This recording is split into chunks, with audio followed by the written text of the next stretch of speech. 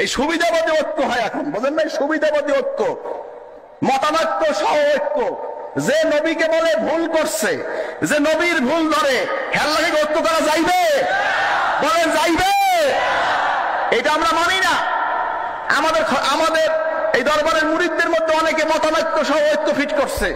দাদা হুজুর কেবলার বিরোধী ছিলেন, আমার আব্বা জানেন সমর্থন করেন নাই। আমরা ইস্যু ভিত্তিক ঐক্যে বিশ্বাসী। বাংলাদেশে ইসলামের বিরুদ্ধে, তাওহীদের বিরুদ্ধে, রিসালাতের বিরুদ্ধে যদি কেউ কথা বলে, মুসলমান বাংলার যত মুসলমান নামদারি আছে সকল ঐক্যবদ্ধ তার প্রতিবাদ করবো। ঠিক কি বলো? ইস্যুভিত্তিক ঐক্যে শর্ষিনা বিশ্বাসী, মতানৈক্য সহ ঐক্য শর্ষিনা কোনোদিন সমর্থন করে না। আপনারা সমর্থন করবেন না। কে কে করবেন না দেখতে চাই। নারায়ে তাকবীর। হিসাবটা মনে রাখবেন, হিসাবটা মনে রাখবেন।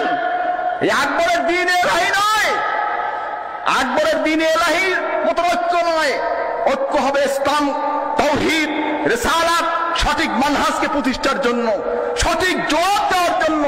যুগের যখন প্রয়োজন, ক্রান্তি লগ্নে আমরা কথা বলেছি, ইনশাআল্লাহ আমরা বলবো। কে কে রাজি? নারায়ে তাকবীর। আল্লাহ কবুল করুন, আমিন।